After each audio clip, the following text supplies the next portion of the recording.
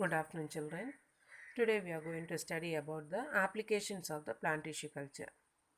So we have studied plant tissue culture technique has several applications. First application we are going to study is the improved hybrids production through somatic hybridization.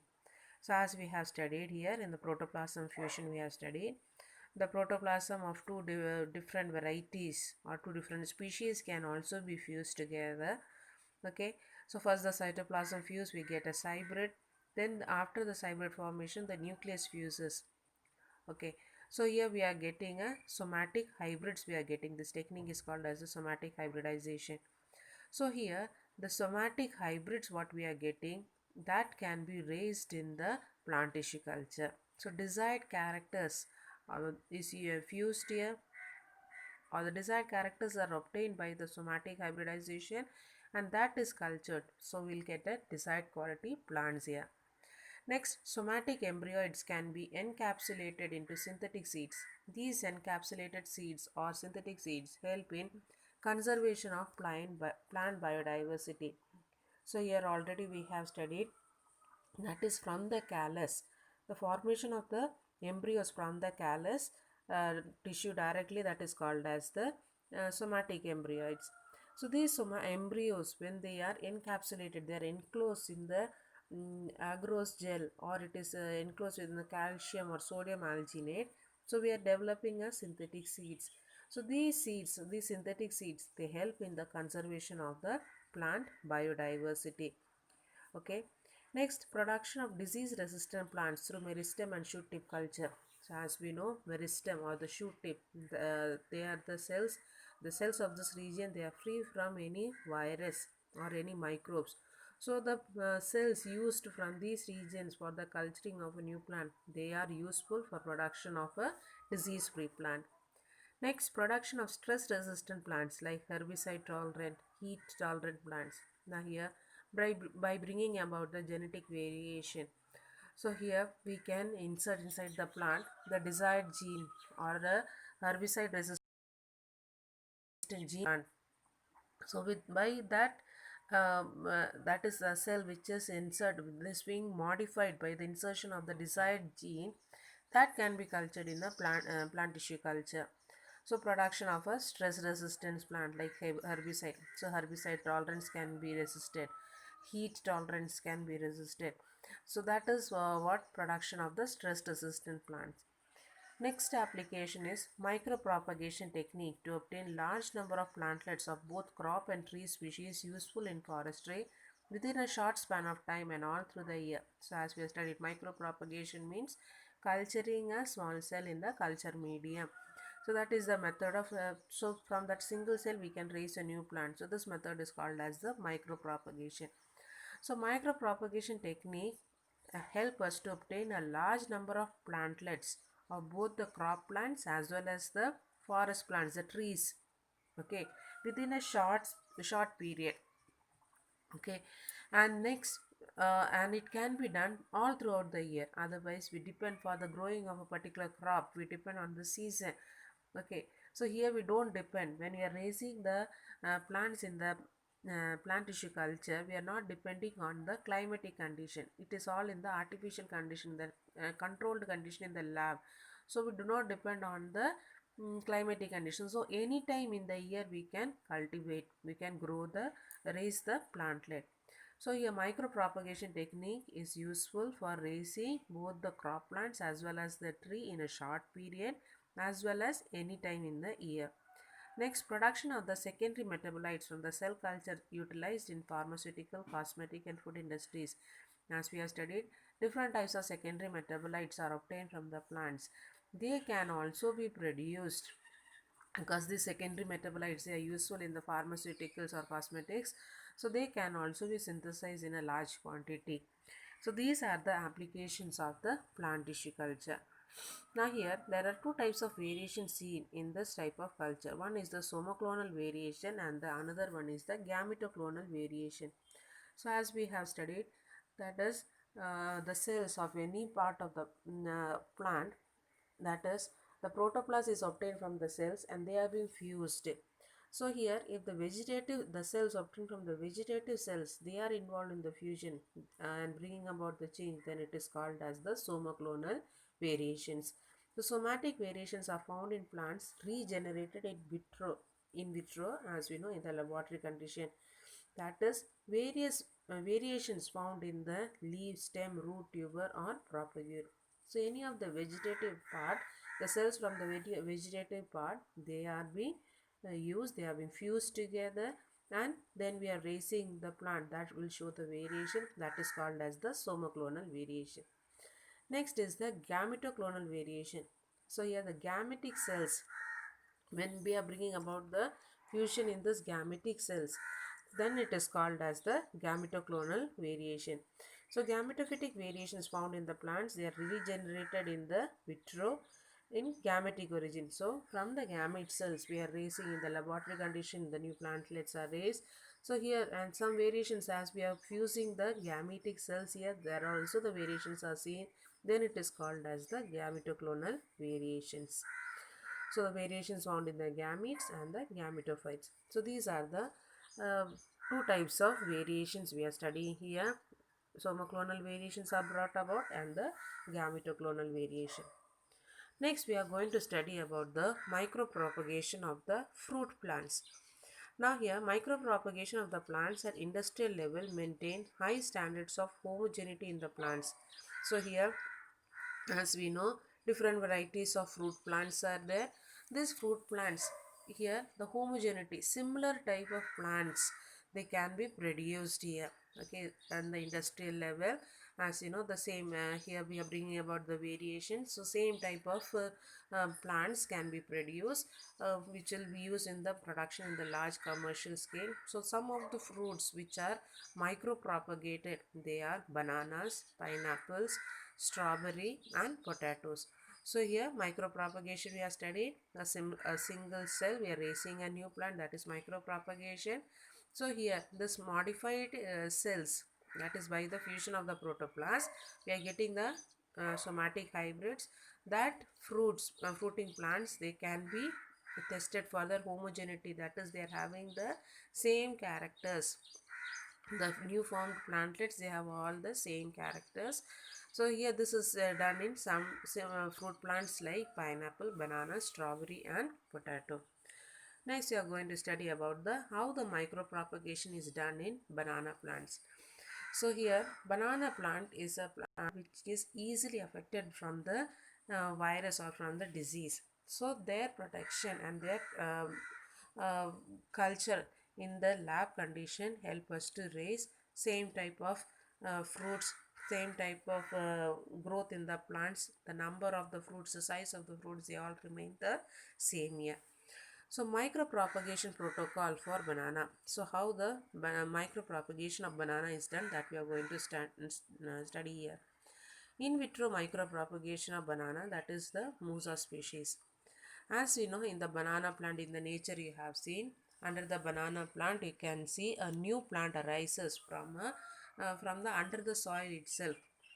Okay, these are called as the suckers. So these suckers, so you have seen here in the banana, in the field you have seen in the banana plant, near to the banana plant the young plants will come out. So when they are cultivated in the field, what is these they are called the suckers. These suckers are separated and they are planted separately in the field here. Now here for a micropropagation also we are using these suckers. So here the suckers, they are surface sterilized with 1% of NaOCl for 30 minutes. So here these suckers, okay, that is being sterilized with 1% of NaOCl. Next, apical meristems were isolated culture on basal medium supplemented with different types of nutrients. So here, next from the suckers, the apical meristem is taken. The meristem from the tip of the plant is taken here. Okay, the suckers, tip cells. As we know, the meristematic cells, they are free from virus or any microbes. So this after sterilization of these suckers, the meristematic cells are taken. Okay, and from that these cells are isolated. Meristematic cells are isolated by rotating in the centrifuge. The cells are isolated. They are then few of the apical meristematic cells, they are transferred to the MS medium. As we know, MS is the suitable culture medium. And in this culture medium, as we know, each plant has a different nutrient requirements. So here different types of plant hormones are also required for the growth. So in this MS medium, they are added with benzyl benzyl aminopurine, that is 10.0 percentage milligram per liter, and indole acetic acid. So these are the nutrients, and indole acetic acid is the plant hormone. Okay, so they will help in the formation of the shoot formation. So this benzyl aminopurine as well as indole acetic acid, they will help in the development of the shoot within 168 days. Next, in the same medium, kinetin is present. Kinetin 2.0 milligram per liter, and naphthalene acetic acid, and they are again the hormones. They are present which help in the formation of the roots. So first, what is happening from after suckers, the meristematic cells are isolated, they are transferred in the culture medium. So here when they are transferred in the culture medium, from this meristematic cells, what will happen, the callus formation will take place, and because of the presence of the few hormones and the nutrients, what will happen, that will lead to the formation of the first the shoot will develop, afterwards the roots will develop. Next, what is done is acclimatization in polyhouse. Next, as we have studied this, here the plantlet is developed and the root and shoot is developed. That is, a complete plantlet is ready. So this plantlet is cultured in the in vitro condition. So slowly it has to be transferred to the natural condition. So that is called as the acclimatization. Step by step they are being transferred. Okay, so that is acclimatization in the poly house, that is in the polythene house, we are transferring. Step by step they are undergoing the hardening process. So followed by shade house under 50 percentage of light for hardening process. Next, what is done here, after transferring to the field condition, after transferring to the shade condition, they are being tested for their homogeneity, whether they are uniform. All the plantlets, they are uniform, they are having the same desired characters, they are being tested, and then they are being transferred to the field natural condition for their cultivation. So this is the protocol for micropropagation of banana. Next, artificial seeds or synthetic seeds are produced by using embryoids obtained through in vitro culture. So as we have already studied, here also the artificial seeds or synthetic seeds, they are produced from the embryoids. Embryoids we have studied, and they are the obtained from the callus, which is prepared in the laboratory condition. So here, by using the embryoids, they may even be derived from single cell from any part of the plant that later divide to form cell mass containing dense cytoplasm. So here, these embryoids, either they can be produced from the protoplasm of one cell. Okay, protoplasm of one plant. So here, the protoplasm of one plant, they can be encapsulated to form the synthetic seeds, or the protoplasm of desired plants, they are fused together, then they are encapsulated with the uh, agarose gel or by the calcium alginate or sodium alginate. So here, so what we have studied, the embryoids, what is obtained from the callus in the laboratory condition, they are enclosed within a agarose gel or the calcium alginate or sodium alginate, that is called as the artificial seed. So here, so this can be raised from either single cell or from the fused cell, fused protoplasm. So here they will be having dense cytoplasm, large nucleus, starch grain, proteins and oils to will be present here. Now what is the difference between an artificial seed as well as the natural seed is, in the natural seed we can find the seed will be protected by a protective agent, that is the tester, protective coat is present there, that seed coat, that is the tester is present there. Along with that, for supplying the nutrient for the growing embryo, endosperm is present here. But here this is an artificial seed, these two conditions are absent. So they are being added with these materials. So to prepare the artificial seed, different inert materials are used for coating the somatic embryoids with agarose and sodium alginate. So here, so providing these nutrients, okay, as well as to provide the seed coat, they are being treated with the nutrient materials, and next they are being coated with agarose or sodium alginate. Next, we are going to study about the advantages of artificial seeds. Artificial seeds have many advantages over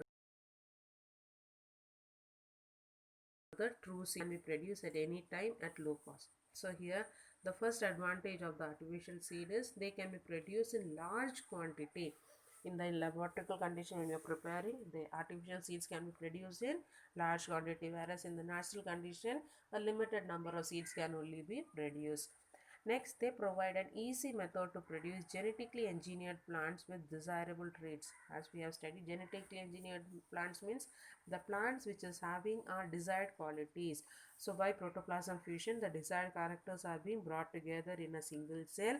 So here, and raising that plants, the desired cells in the micropropagation, here it is very easy. So they provide an easy method to produce genetically engineered plants. Okay, desired characters are being brought together in a single plant, so they can be grown easily. It is easy to test the genotype of the plant. Okay, next they can potentially stored for long time under cryopreservation method. Cryopreservation method is next we are going to study this method. So the synthetic seeds, they can be preserved for a long time by cryopreservation method. Artificial seeds produce identical parents. So here by this seeds which is produced artificially, the plants raised, they will be similar, they will be identical to each other. The period of dormancy of artificial seeds is greatly reduced, hence growth is faster with a shortened life cycle. So here this artificial seeds, they can be easily rapidly from that a new plant can be developed. So here the dormant period of the seed is reduced here. So hence growth is faster with a shortened life cycle. The life cycle is also short here.